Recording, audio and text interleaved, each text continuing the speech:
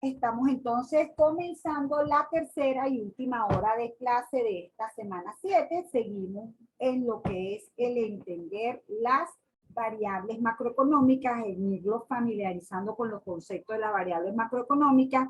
Ya hemos visto 3 indicadores esenciales para ver la salud de una economía. Hemos visto el PIB y cómo el crecimiento de la tasa de variación del PIB en ¿cómo se llama? Un periodo con respecto al anterior nos permite saber si esa economía está creciendo, está teniendo una senda de crecimiento. Tenemos que existe el nivel general de precio y que si calculamos la variación del nivel general de precio, podemos saber si esa economía está pasando por un proceso inflacionario, o sea, cuál es el aumento generalizado de los precios en un periodo de tiempo específico. Y además tenemos la tasa de desempleo, es decir, el número de personas desocupadas en una economía.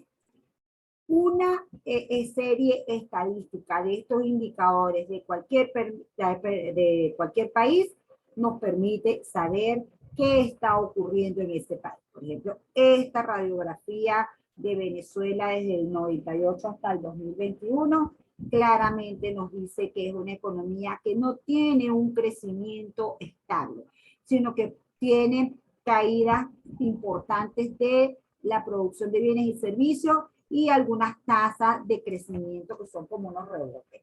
¿Qué debe ocurrir en una economía sana? Que año tras año crezca en tasas en torno al 1, al 2, al 3%. O sea, lo importante es que haya un crecimiento continuo año tras año que esté por encima del crecimiento de la población. En el caso del nivel general de precios, ¿qué debe pasar con la inflación? Debe haber un control de la inflación. ¿Por qué debe haber un control de la inflación?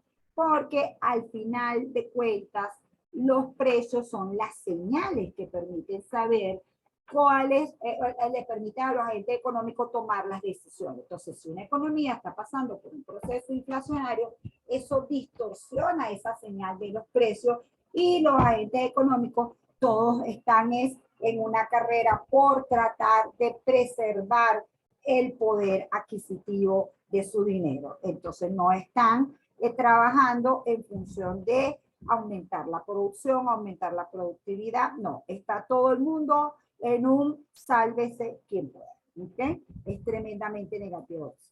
Y obviamente la tasa de desempleo, una tasa de desempleo que esté por encima del 5%, empieza a considerarse alarmante porque significa que hay un grupo de personas que no están en el proceso, no forman parte del flujo circular de la renta, o sea, no están en el proceso de distribución de la renta.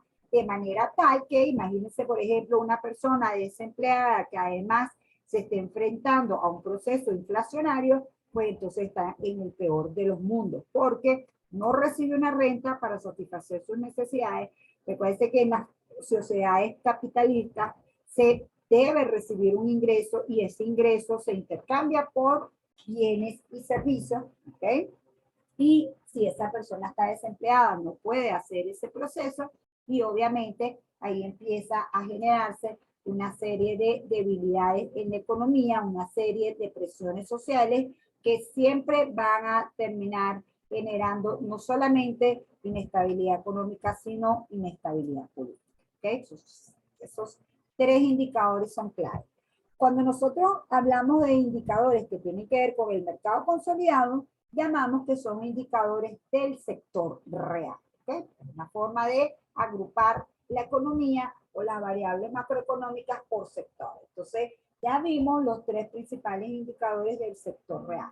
Ahora podemos pasar a ver variables que nos permiten saber cuál es el comportamiento del sector público. ¿Okay?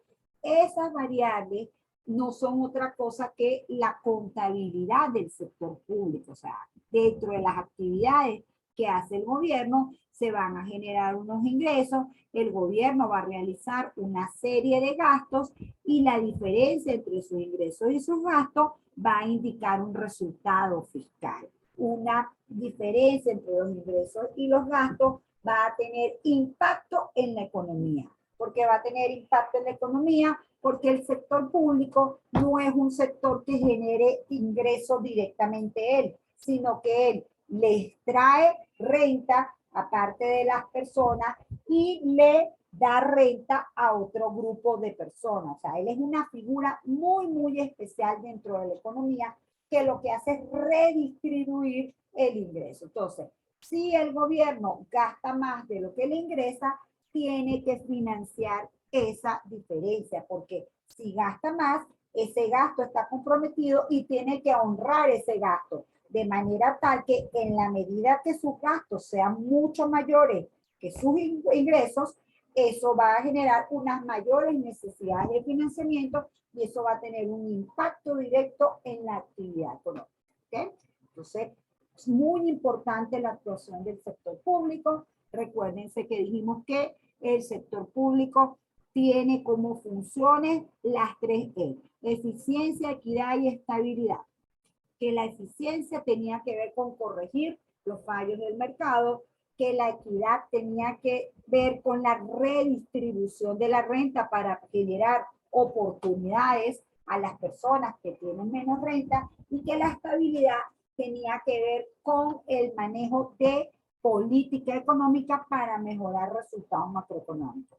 Cuando hablamos de mejorar resultados macroeconómicos, es por ejemplo que si hay una presiones inflacionarias, el gobierno puede actuar para evitar las presiones inflacionarias, o que si hay una recesión económica, el gobierno puede actuar para tratar de estimular la economía. Entonces, repito, eso lo hace a través de sus variables, a través de sus finanzas, y eso se conoce con el nombre de finanzas públicas. Entonces, vamos a tener como los principales conceptos que necesito que manejen. Por un lado, los impuestos.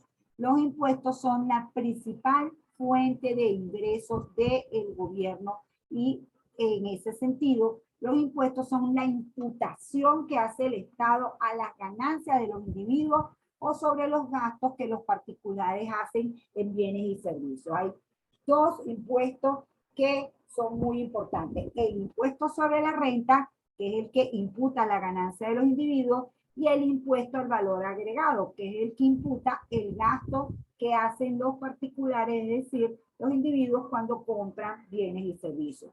Recuérdense que también cuando las personas compran bienes en el resto del mundo, tienen que pagar un impuesto o unas tasas aranceladas. ¿Okay?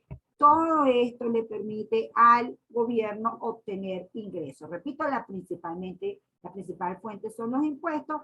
Hay otra fuente que las vamos a ver en detalle cuando veamos el sector público en su momento.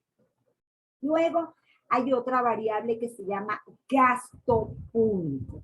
Importante entender qué es el gasto público. Corresponde a las erogaciones, es decir, a las salidas de dinero que hace el Estado en la compra de bienes y servicios, incluido el pago del sueldo de los empleados públicos, la seguridad social y otras transferencias que hace a los hogares. Es decir, hemos dicho, el Estado redistribuye renta, hace una extracción a la renta de las personas que tuvieron los mayores ingresos a través de los restos y los devuelve a las personas a través de las transferencias corrientes. ¿Ok?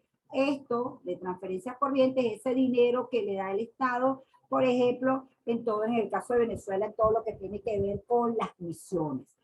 Hay un gasto específico que no tiene que ver con las transferencias, que lo llamamos gasto de consumo del gobierno, y que tiene que ver con las compras de bienes y servicios y con la remuneración a los empleados públicos.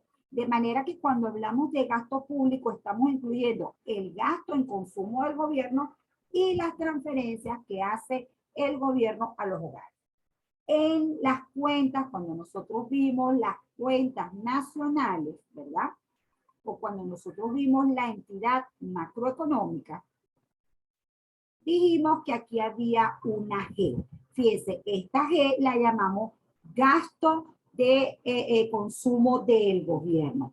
¿Y dónde están las transferencias en esta cuenta? Ya han sido incluidas aquí, porque las familias, para poder gastar en bienes y servicios, han recibido un ingreso, las personas que están empleadas, y han recibido transferencias, bien sea del gobierno o de los extranjeros, y todo eso ya está en esta variable consumo que está aquí. ¿Okay? Entonces, importante entender esa diferencia, después poco a poco la vamos a ir teniendo más presente en la medida que vayamos avanzando con el análisis de las variables.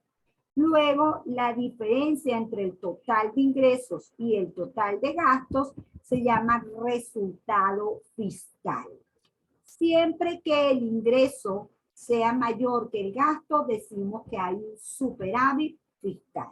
Y siempre que el gasto sea mayor que el ingreso, decimos que hay un déficit fiscal.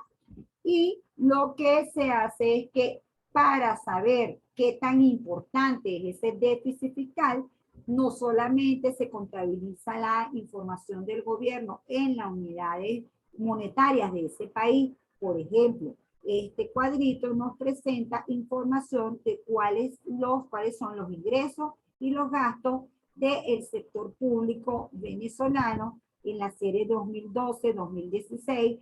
Esta es una de las informaciones que tenemos con más retraso en el país. O sea, el gobierno venezolano hace mucho tiempo que no da estadística oportuna de cuál es su accionar en la economía, de cuánto gasta, de cuánto le ingresa, ¿ok?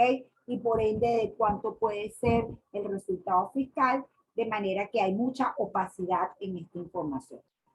Pero con algunos analistas tratan de hacer algunos cálculos y entonces lo que le quería hacer énfasis es que esto se calcula en la moneda, pero también estos resultados se dividen entre el PIB corriente de la economía, porque como el PIB es el tamaño de la economía, nosotros podemos tener una idea de cuánto peso tiene el resultado del gobierno en esa economía.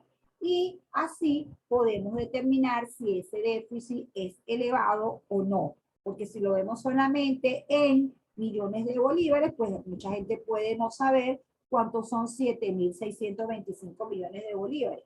Probablemente no sepa eso. Pero sí se le dice que ese déficit fiscal corresponde al 11,20% del PIB, ya el economista sabe o el analista sabe que ese gobierno tiene un déficit fiscal sumamente elevado, ¿ok? Y lo que ocurre generalmente en los países es que tratan de tener unos déficits fiscales que no sean mayores al 3% del PIB. No tiene sentido que el gobierno genere superávit fiscales a lo largo del tiempo, porque no tiene sentido que el gobierno le quite renta a unas personas para meter ese dinero en el banco y tener unos intereses, ¿verdad? O sea, tiene lógica que el gobierno en su actividad genere o equilibrio fiscal o déficit fiscal, es decir, que haya más gasto que, ¿cómo se llama?, que ingreso. Entonces, en la medida que pasa por déficit fiscal, ahí sí se entiende que en algunos años genere superávit fiscal. Porque ¿qué es lo que ocurre? Que en la medida que hay déficit fiscal, el gobierno empieza a endeudarse. Y no nos interesa que ese gobierno tenga unos niveles de endeudamiento muy elevados, porque si tiene unos endeudamientos muy elevados, va a generar una competencia por los recursos financieros que necesitan las empresas para producir bienes y servicios. Entonces, la idea es que el resultado fiscal sea sostenible, que si pasa por unos periodos de déficit, pase después por unos periodos de superávit, de manera tal que la evolución a lo largo del tiempo sea en torno al equilibrio.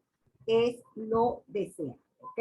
Hay muchas economías que si no es por la actuación del sector público, no son capaces de generar un crecimiento económico. ¿Por qué? Porque, bueno, puede ser economías que no estén suficientemente desarrolladas y entonces el sector privado solo no tenga los recursos suficientes para comprar las maquinarias y equipos.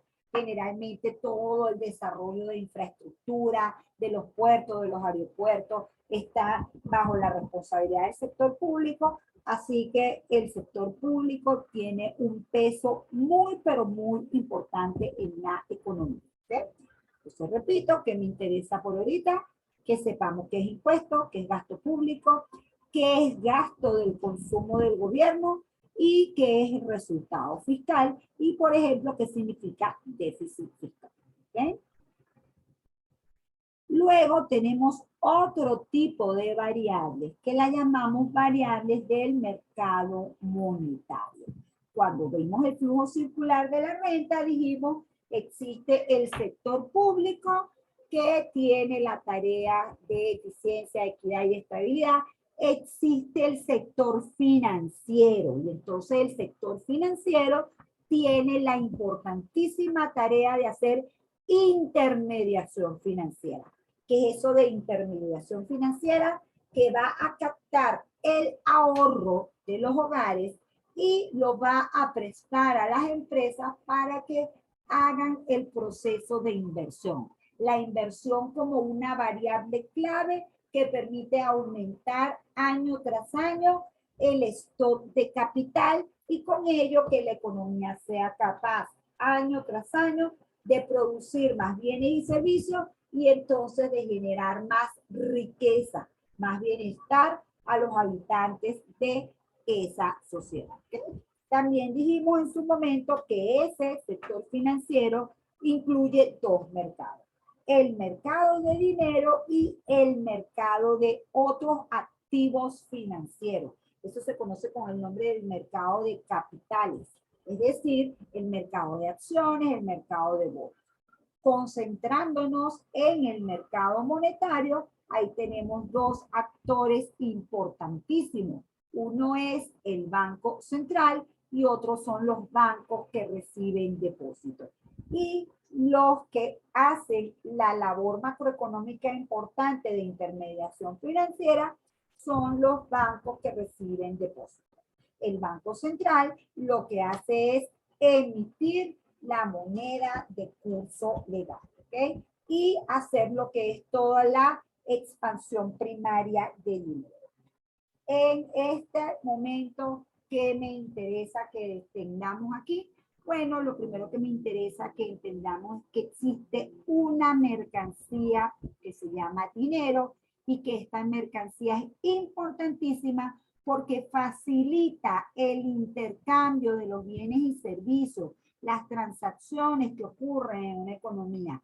Como todos nosotros intercambiamos dinero por un bien o un servicio, es fácil hacer las transacciones. Si estuviéramos en una economía de trueque y tuviéramos que intercambiar un bien por otro bien, se hace muy, pero muy engorrosas las transacciones, ¿ok? Por ejemplo, yo que soy profesora, tengo que conseguir a alguien que esté dispuesto, que necesite una clase de economía para yo poder entonces intercambiárselo por un televisor que quiero en ese momento o por una serie de bienes de consumo de alimentos. Eso sería muy, muy engorroso. Existe el dinero de manera tal que yo por mi actividad recibo un dinero y con ese dinero puedo ir a intercambiarlo por otros bienes y servicios. Entonces, en definitiva, ¿qué es el dinero? Es una mercancía económica única. No se demanda por lo que es, sino por lo que puede comprarse con él. Usted tiene un billetico de $100 y usted no está muy pendiente de cuál es el serial del billetico, de cuál es el personaje que aparece en el billetico. A lo mejor usted ni siquiera sabe el nombre del personaje que aparece en el billetico, que es Benjamin Franklin, pero usted lo que sí sabe es que con ese billete puede comprar otros bienes y servicios por el valor, hasta por el valor de $100. ¿Okay? Entonces, eso es lo que tiene que ver con esta expresión. No se demanda, es decir, no se necesita por lo que es, sino por lo que puede comprarse con él. En definitiva, se le dice dinero a cualquier activo que pueda ser fácilmente intercambiable por otros bienes y servicios. Es la esencia de lo que es el dinero. ¿Ok? Otro concepto importante, precio. Al final, ¿qué es lo que es un precio? Es la relación a la que se te cambia dinero por un bien. Por eso es que cuando usted va a intercambiar un bien, usted dice, ¿cuánto cuesta este café? Y la cajera le dice, este café, esta taza de café cuesta 5 bolívares, 6 bolívares, 7 bolívares. ¿Qué significa eso? Que yo tengo que dar 7 bolívares para recibir la taza de café que me voy a tomar en ese momento. ¿Okay? Hay un concepto que se llama liquidez monetaria y que es un indicador de la cantidad de dinero que circula en la economía. Es decir, en una economía lo que circula son monedas y billetes y además hay una serie de transacciones que se hacen con el dinero que está depositado en los bancos. ¿Ok? De manera que cuando ustedes digan, ajá, ¿cómo se mide la cantidad total en una economía? La cantidad total en una economía se mide por la suma de el valor de las monedas y billetes y por el total del dinero que está depositado en el sistema bancario. Es decir, todo el dinero que está en las cuentas corrientes, en las cuentas de ahorro o en las cuentas de plazo fijo. ¿De acuerdo? Entonces, ¿qué queremos señalar aquí? Que hay una cantidad total de dinero en la economía que obviamente circula para permitir que se genere el flujo de intercambio de bienes y servicios que se recoge en el PIB. Entonces, así como hay un indicador de la cantidad total de bienes producidos en una economía que se llama PIB, hay un indicador del total de la cantidad de dinero que hay en una economía y ese indicador se llama liquidez monetaria. ¿Okay? Entonces, esa liquidez monetaria va a estar formada por las monedas y billetes, va a estar formada por los depósitos en el sistema financiero, dentro de lo que vamos a tener depósitos a la vista y depósitos transferibles y depósitos no transferibles. En el lenguaje más coloquial de nosotros, estamos hablando de cuentas corrientes y de cuentas de ahorro. Recuérdense que nosotros contamos en las cuentas de ahorro con una tarjetita de débito y eso nos permite comprar bienes y servicios simplemente con utilizar esa tarjetita de débito. Entonces, al final, la cantidad de dinero, ¿verdad? Nos permite comprar los otros bienes y servicios y ese dinero existe en estas dos formas, o en monedas y billetes o en depósitos en el sistema financiero. Entonces, simplemente lo que les presento aquí son las estadísticas para que entiendan un poco, para que vayan visualizando cómo podemos entender las variables macroeconómicas. Entonces, luego tenemos una variable que es la tasa de interés. ¿Qué es la tasa de interés? Es el precio pagado por el dinero prestado durante un periodo de tiempo determinado. Cuando nosotros vimos el flujo circular de la renta, dijimos, existe un sector financiero, este sector financiero capta el ahorro de los hogares y tiene que pagarle una tasa de interés, es decir, los hogares llevan este dinero a las instituciones, lo depositan con la idea de que al final de un determinado periodo tengan la disponibilidad de ese dinero y además haya una prima adicional, haya un monto adicional de compensación que nos va a dar el banco por tener ese dinero allí depositado. Eso se llama tasa de interés pasiva. Luego, cuando estos bancos le prestan dinero a terceras personas, le cobran una tasa de interés, le cobran una prima. Entonces, el banco, al final de un periodo, va a cobrar el capital que le prestó a ese tercero más una prima. Esa se llama tasa de interés activa, ¿ok? De manera que ese es el concepto más clásico de tasa de interés, pero después nosotros vamos a ver, cuando veamos el sector monetario, vamos a ver un concepto muy importante que es que la tasa de interés es el precio del dinero, ¿ok? Es el costo de oportunidad de tener dinero. No vamos a entender eso todavía, de manera que lo vamos a dejar tranquilito como que, como en cualquier mercado, existe el mercado de dinero. En ese mercado de dinero existe una variable en el eje de las X, que es la cantidad de dinero, y una variable en el eje de las Y, que es el precio del dinero, y ese precio del dinero se llama tasa de interés. De oferta de dinero, entonces vamos a tener que la oferta de dinero corresponde a la cantidad de monedas y billetes de depósito, y que los oferentes en este mercado son el Banco Central y los bancos que reciben depósitos, y que la demanda de dinero va a ser las necesidades de dinero que tenemos los individuos para comprar bienes y servicios. Es decir, la demanda de dinero al final, los demandantes de dinero al final somos todas las personas que usamos el dinero para intercambiarlo por otros bienes y servicios. ¿Ok? De manera que entonces estas son las principales variables del sector monetario.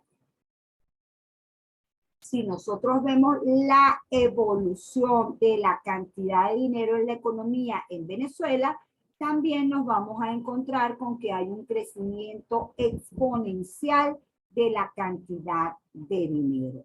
Porque hay este crecimiento exponencial de la cantidad de dinero, el canal ha sido el siguiente. El gobierno venezolano ha tenido unos déficits fiscales muy elevados, superiores al 15, al 20% del PIB, y ante la imposibilidad de pedirle prestado a otros entes, bien sean nacionales o internacionales, lo que ha hecho es pedirle prestado al Banco Central. Es decir, el Banco Central ha aumentado la cantidad de dinero en la economía, no porque haya una mayor producción de bienes y servicios, sino para financiar las cuentas del gobierno. Obviamente, el Banco Central forma parte del sector público y el gobierno tiene la potestad de pedirle prestado de dinero a ese Banco Central. Ese Banco Central lo que hace es crear una cuenta de depósito al gobierno, y con eso aumenta la cantidad de dinero en la economía. Obviamente, eso no pasa desapercibido. El aumentar la cantidad de dinero de la economía sin que haya una necesidad por parte de los individuos para intercambiarlo por otros bienes y servicios, genera la inflación. ¿Okay? Entonces, generalmente los procesos de alta inflación o de hiperinflación ocurren porque el gobierno recurre para financiar sus cuentas a lo que llamamos financiamiento monetario. Entonces, para poder detener el crecimiento de los precios, la única manera es que el gobierno deje de financiarse monetariamente. ¿Ok? Entonces, si vemos esta gráfica aquí, déjenme tratar de poner esto lo más grande que pueda. Ya perdí la posibilidad déjenme irme otra vez aquí, de manera de poder agrandar esto.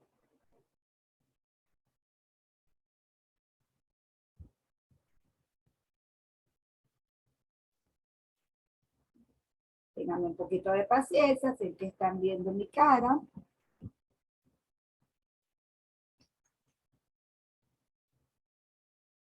Se pone un poco lento esto, ya va, denme un chancecito. Porque lo que quería era agrandar el cuadro de liquidez monetaria mensual.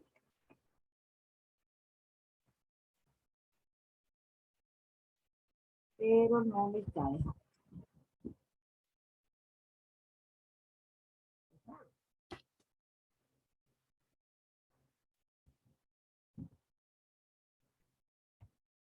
Nada, espero que ustedes tengan entonces un computador muy grandotote para que puedan ver la información porque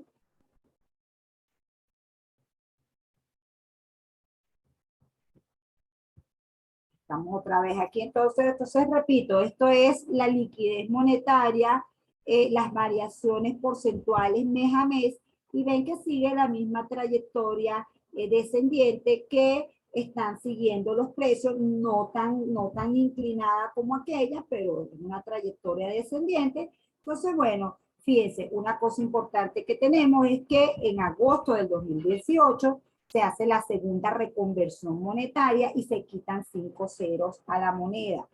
En un proceso hiperinflacionario, lo que ha hecho el gobierno para que las transacciones se puedan realizar es que como ha crecido enormemente los números de cantidad de dinero, lo que hace es que los divide, empieza a quitarle ceros a la moneda, repito, para que sea fácil hacer las transacciones. Entonces, un primer aumento tremendo de la cantidad de dinero y de los precios ocurrió en el año 2008, y ahí se hizo la primera reconversión monetaria y se le quitaron 3 ceros a la moneda. Es decir, algo que costaba 1000, entonces ahora costaba un bolívar, ¿sí? ¿Qué se hace? Se hace una segunda reconversión monetaria que se hace en el año 2018 y allí se le quitan 5 ceros a la moneda. Otra vez, algo que costaba 100.000 ahora cuesta un bolívar. El proceso hiperinflacionario del año 2018 fue tan dramático que lo que se hace es que en octubre del 2021 se le vuelven a quitar 6 ceros a la moneda. Algo que costaba 1.000.000 ahora cuesta un bolívar. En total, lo que quiere decir es que el gobierno le ha tenido que quitar 14 ceros a la moneda para que se puedan hacer las transacciones. Entonces, eso simplemente lo que facilita los intercambios. Por ejemplo, eso lo que facilita es que usted, por ejemplo, usted quiera hacer una operación, usted fue hoy al mercado y dijo, mire, quiero comprar esta cantidad de productos. Y le dijeron, bueno, mire, son $30. Muy bien, son $30. ¿A cuánto están cambiando hoy el tipo de cambio? Bueno, lo estamos cambiando en 5,3, que es el del Banco Central. Y entonces usted tiene que multiplicar, $30 por 5,3 y sabe la cantidad de dinero. Si no se hubiese hecho esa reconversión monetaria, a ese 5,3 usted le suma 14 ceros o le agrega 14 ceros y ese número grandotote sería el tipo de cambio que usted tiene que aplicar. Entonces, la calculadora termina diciéndole, mire, demasiado número, ¿verdad? Y resulta que entonces usted no tiene manera de hacer esos cálculos. Entonces, por eso es que se hace la reconversión monetaria. ¿Okay? Otra cosa, entonces, por eso fíjense que pasa lo siguiente. La cantidad de dinero creció 5.954.384.255%. O sea, este es el crecimiento de la cantidad de dinero. Si a uno le parece que algo que crezca 10% es importante, que algo que crezca 2.000% es grande, imagínense que crezca 5.954.000.000%. Son cifras que, sinceramente, uno no pensó ver jamás, ¿ok? Entonces, bueno, les recalco aquí la idea, la hiperinflación siempre se asocia con el aumento de la cantidad de dinero sin respaldo en la producción. Fondos que generalmente van a financiar elevados déficits fiscales. La solución siempre pasa porque el gobierno deje de financiarse con fondos del Banco Central. Cuando lo hace, la inflación cede. El gráfico que está aquí, este mensual, es una prueba fehaciente de ello. Entonces, ven cómo ha cedido el gobierno el financiamiento monetario y entonces la cantidad de dinero no crece tanto y ven cómo la inflación entonces también ha cedido. Por supuesto, esa no es la única causa de la inflación, pero es la principal.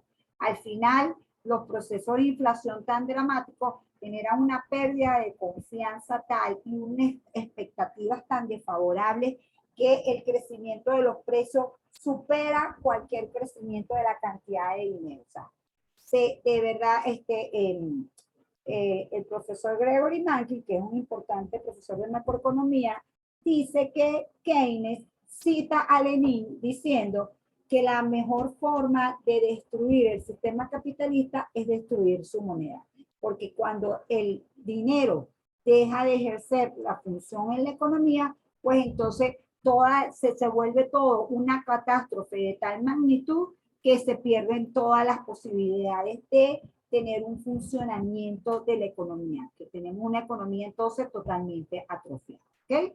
Entonces, bueno, nos falta ver las variables que tienen que ver con el sector externo. Dentro de las variables del sector externo tenemos las exportaciones, que se refiere a la venta de bienes y servicios a los no residentes de otros, a los residentes de otros países, perdón.